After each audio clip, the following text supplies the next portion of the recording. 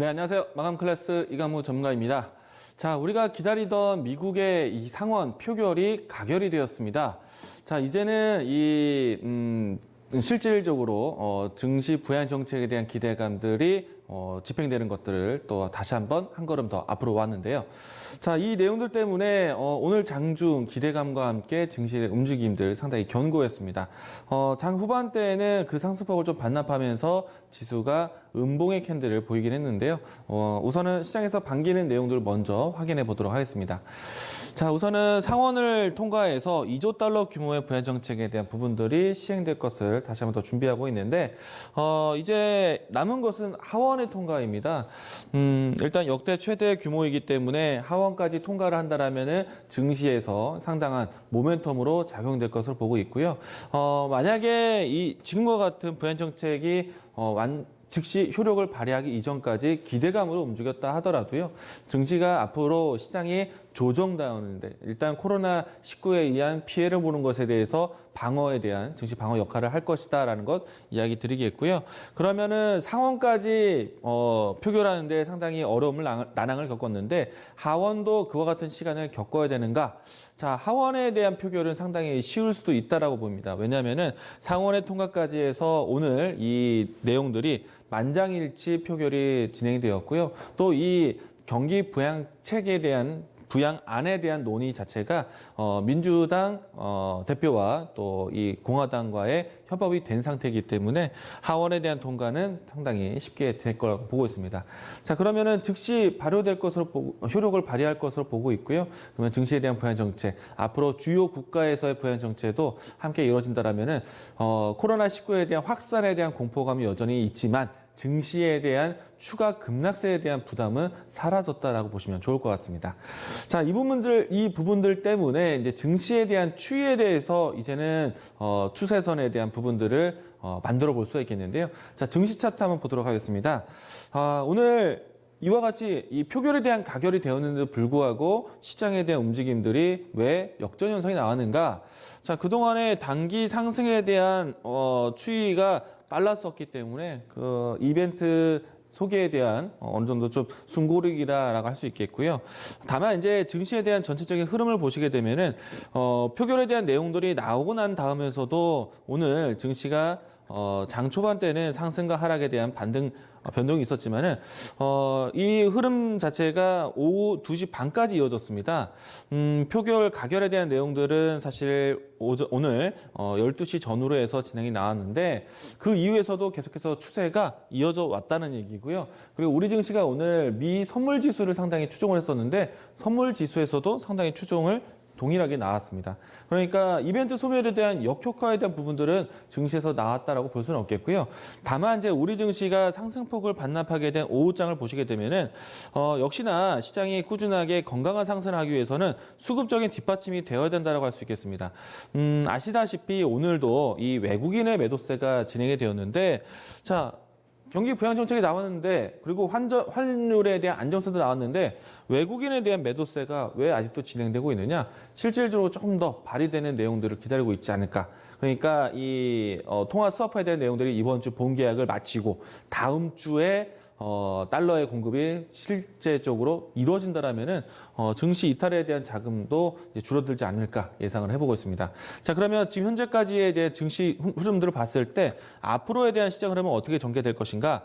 자, 우선은 최근에 증시 부양 정책이 나오면서 주가의 바닥권은 확인했다고 할 수 있겠습니다. 그리고 오늘 날짜에서 이 증시 효과는 분명히 발효되었기 때문에 증시가 V자 반등보다는 1차적인 상승에 대한 라인대를 확인했다고 할 수 있겠습니다. 오늘 이 상단에 대한 부분들을 보시게 되면은 좀 타이트하게 좀 봤을 때 1720포인트대 그리고 하단에서는 1450포인트대를 하단을 볼 수 있는데 자, 그러면은 상단과 하단에 대한 박스권으로 진행된다고 봤을 때 상단과 하단에 대한 변동이 굉장히 큽니다. 자, 증시가 이 변동성을 견디기는 쉽지는 않겠죠. 자, 보시게 되면요. 일단은 박스권 상단과 하단을 확인하고 난 다음에 중간 지지대를 만나게 될 겁니다. 물론 이제 예상되는 중간 지지대는 좀 더 시장을 경험해 봐야겠지만은 예상되는 추이는 1580포인트대 이 위치가 예상을 하고 있지만은 일단은 조정에 대한 부분들이 나왔을 때 중간 지지대에 대한 역할을 할 수 있는 부분들을 우리가 테스트를 하게 될 것 같고요. 자, 테스트를 하게 된다면 증시는 어떻게 될 것인가? 하락을 하고 난 다음에 상단 확인을 한번 하고 난 다음 중간 지지대를 만나서 다시 한번 올라가는 형태. 어떻게 보면은 주가 차트 자체가 짝꿍댕이 형태, 그러니까 외바닥 형태라서 올라오는 게 표면적으로 일상적인데, 자, 이번에는 코로나19에 대한 영향력이 여전히 지속될 것으로 보고 있습니다. 그러면 하락을 하고 난 다음에 1차적으로 확인하고 중간 지지대를 만나서 다시 한번 박스권 형태에 대한 추세를 만들면서 올라갈 가능성이 크다라고 보시면 될 것 같습니다. 앞에 있었던 그림보다는요, 두 번째 그렸던 이와 같은 추세를 그리지 않겠는가라고 볼 수 있겠고요. 자, 그렇게 되면은 이제 중요한 단계가 있습니다. 그럼 중간 지지대를 만날 수 있는 이 구간은 어떻게 설정될 것인가? 이 구간을 기다리는 연습을 하셔야 돼요. 그리고 이 구간을 만나서 반등을 한다면은 증시가 상승과 하락에 대한 변동을 같이 보일 겁니다. 상승에 대한 연습은요, 오늘과 같이 증시 부양 정책의 역할을 할 것이고요. 조정되는 역할이 나온다면은 이 조정은 지금도 시장에 대한 리스크가 되고 있는 코로나에 대한 확진세가 늘었다 줄었다에 대한 추이에 따라서 변동성을 보일 수 있다는 겁니다. 그래서 이와 같은 시장 전개를 예상해보자 라고 이야기를 드리겠습니다. 자, 일단은 안심 구간은요, 증시에 대한 상단 구경이 아니라 하단에 대한 지지를 확인했다는 거. 그러면은 내려올 때 사고 올라올 때 팔면 되는 겁니다. 자, 일단은 시장에 대한 추가적인 급락세에 대한 부분들은 두려움을 갖지 말자라고 이야기 드리겠고요. 자, 오늘 장에 대한 특징적인 내용들 살펴보겠습니다. 자, 오늘 사실 우리 장이 열리기 전부터 해서 미국의 마이크론에 대한 실적 전망치가 상당히 긍정적으로 나왔죠. 그리고 오늘 장중에 마이크론에 대한 평가가 나왔는데, 자, 앞으로 지금 현재 2분기가 아닌 3분기가 돌아오면은 마이크론에 대한 수요가 더 늘어날 것이다. 실적이 전망이 상당히 기대된다. 왜? 데이터 센터에 대한 수요가 늘어날 것이다. 데이터 센터에 대한 수요가 늘어나서 마이크론이 좋다는 거는요, 마이크론보다 데이터 수요에 직접적인 수혜를 받는 기업들을 더 보셔야 됩니다. TSMC. 특히나 삼성전자의 역할이 클 거예요. 데이터 서버 쪽에서는 삼성전자의 수급이 상당히 큽니다. 그래서 전반적인 반도체 종목들이 오늘 강했고요. 그리고 오늘 아침에 개장전 포인트에서도 언급을 해드렸지만은 삼성이 이와 같은 주도권을 놓지 않기 위해서 EUV 미세 공정화에 대해서 D램 쪽에서도 세계 최초로 시행을 했습니다. 자, 이 때문에 움직였던 종목들이 있습니다. 오늘 전반적으로 반도체 비메모리 쪽의 움직임이 좋았고요. D램 관련된 EUV 공정 관련된 종목들이 좋았습니다. 종목들 확인해 보도록 하죠. 오늘 하나마이크론이 오늘 장중에 움직임이 상당히 강했었고요. 보시게 되면은 오늘 장중 지수 흐름보다 강했던 13%대 움직임이 나와주었고요. 오늘 누차 말씀을 많이 드렸던 SNS텍 같은 종목들도 움직임이 상당히 좋았었습니다. 그리고 후반대에 좀 내려오긴 했지만은 PSK라든지 이와 같은 종목들이 좀 좋았었고요. 그리고 램 테크놀로지 이와 같은 종목들이 장중에 강했습니다. 오늘 장 후반에 상승폭을 반납을 했지만은 장중에 시장의 흐름이 좋았을 때 상승력에 대한 테스트가 누가 더 좋았느냐? 반도체, IT 이와 같은 종목들을 눈여겨보자라고 다시 한번 이야기 드리겠고요. 자, 그리고 세 번째 오늘 특징적인 종목도 보도록 하겠습니다. 자, 시장은 이제 점차 안정화를 거치고 있지만 코로나19에 대한 확산 공포감이 있어요. 그래서 개별적인 트레이딩 관점의 제로 찾기는 여전히 코로나 백신에 관심 있게 보셔야 됩니다. 오늘 새롭게 추가된 종목이 있는데요. 신라젠. 오늘 상한가 연출되어서 탄력적인 부분들도 상당히 강합니다. 내일장에서도 트레이딩 매매에 대한 재료가 될 수 있다는 것 관심 있게 보시고요. 주도주 역할은 시젠, 랩지노믹스, 수젠텍, 그리고 오늘 신라젠까지 포함해서 같이 보시기 바랍니다. 자, 내일장에 대한 준비 보도록 하겠는데요. 자, 이제 하원에 대한 통과만 남았습니다. 하원에 대한 표결 준비가 완료가 되게 되면요. 가결되게 되면은 대통령의 서명을 통해서 즉시 효력을 발휘하게 됩니다.